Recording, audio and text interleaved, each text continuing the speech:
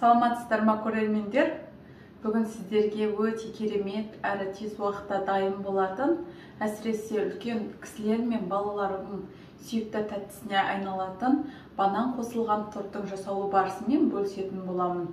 Ең алдымен менің каналыма қолдау білдіріп тіркеліп кетсеңіздер, ұнаса лайк басып комментарий қалдырсаңыздар, және де қоңыраушаны баса кетуді ұмытпаңыздар. Сіздердің әрбір қолдауларыңыз мен үшін маңызды. Ал ендеше тортымызды жасап бастаймыз. Банан қосылған тортты жасау үшін бізге қажет болады. Ең алдымен банан қажет болады, сгущенка қажет болады, ұн, сары май және де какао мен разрыхитель, жұмыртқа қажет болады. Ең алдымен біз бананымызды жақсылап езіп аламыз. Бұл тортқа бананның езілген түрін қолдансаңыздар жақсы. Қатты пісіп тұрған банан бұл тортқа керемет дәм береді. Менің де бананым как раз қатты пісіп тұрған еді, соны пайдаланып жатырмын. Мінекей вилканың көмегімен езіп аламыз. Мінекей біздің уже бананымыз дайын. Осылай езілген, осындай езілген түрі бізге қажет болады. Ал енді жұмыртқамызды қосамыз, жарып.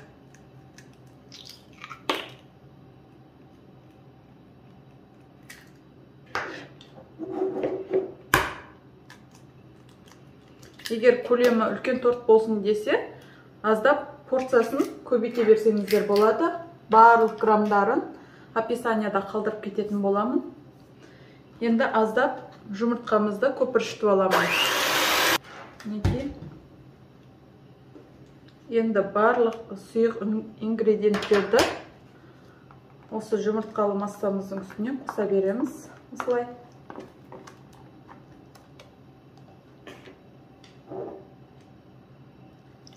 Сары майымызды қосамын. Және де қойылтылған сгущенкамызды қосамын.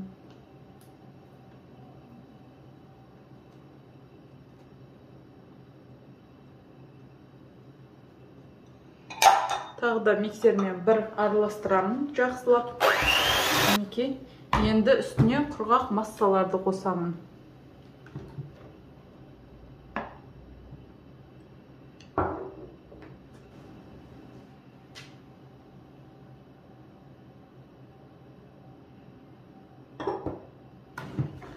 Миксердің көмегімен жақсылап біркелкі масса болғанша араластырамыз.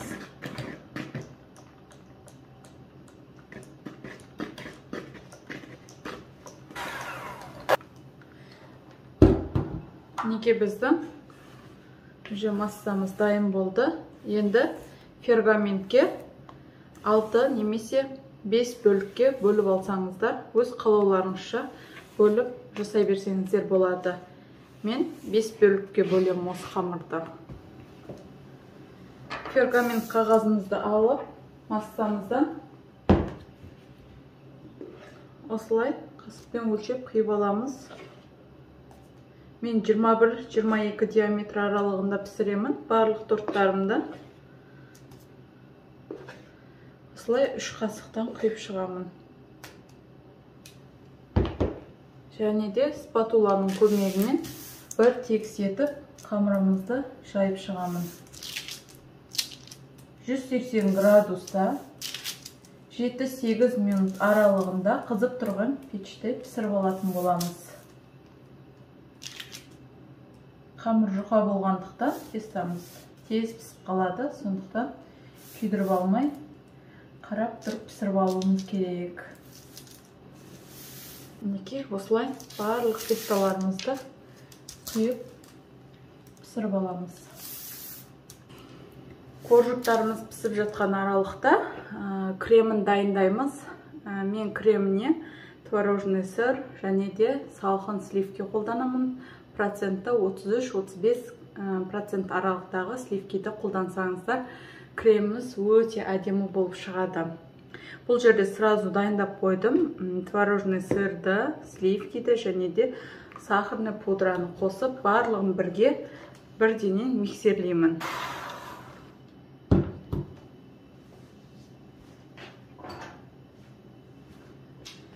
Неке біздің креміміз дайын болды. Қатты қою да емес, сұйық та емес, осындай нәзік бір қалыпта осындай крем шығу керек.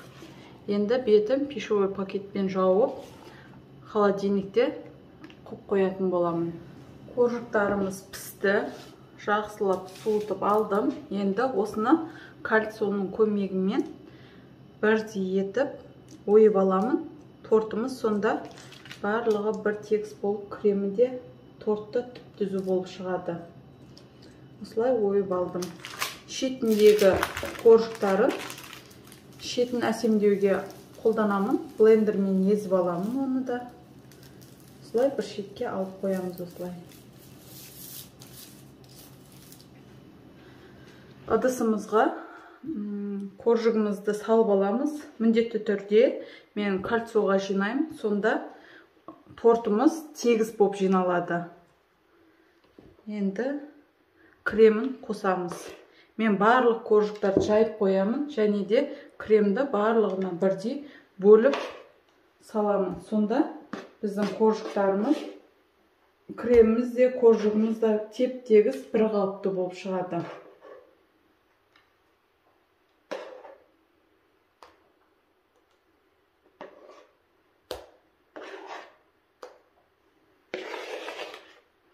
Таразымен өлшеп салсаңыздар да болады, көз мөлшерімен өлшеп салсаңыздар да болады. Бірдей етіп қолдансаңыздар тіпті керемет. Және де арасына мен банан қосамын. Бір немесе екі бананды майдалап, жұқалап, турап, ұзыншалап қосып жіберсеңіздер болады.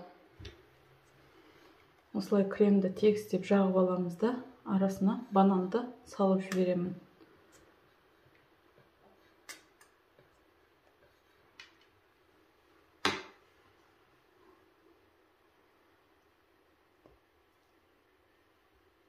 Бананды өз қалауларыңызша қоссаңыздар болады, бұлай қоспасаңыздар да болады. Неге, осылай барлық қоржықтарды жинап шығамыз. Мінекей тортымызды жинап болдым. Енді бетіне пищевой пакетті жауып, холодильникке 1-2 сағатқа пропиткаға қойып қоямын. Тортты кальциядан шешіп алдым. Енді осындай кремін тегістеп бетін әсемдеуге кірісеміз.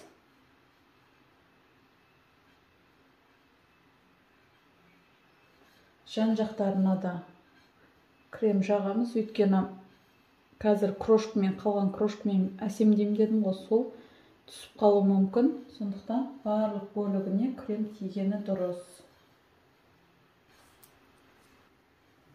Мінекей дайын болды.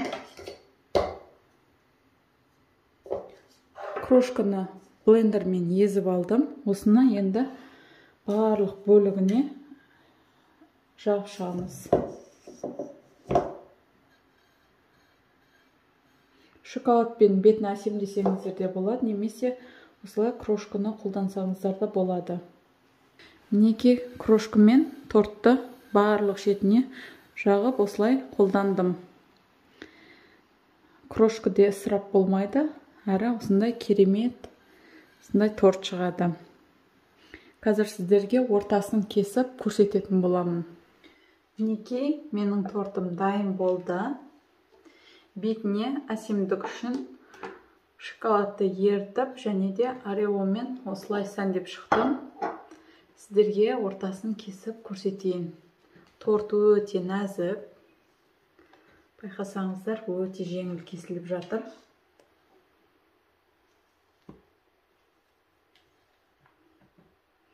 Сіздер де менің рецептіммен жасап көріңіздер. Өте керемет әрі дәмді, нәзік, сондай нәзік торт. Мінекей, өте керемет торт. Бізге ас болсын. Сіздермен болған мен Гүлжанар. толық рецепті описанияда қалдырып кететін боламын.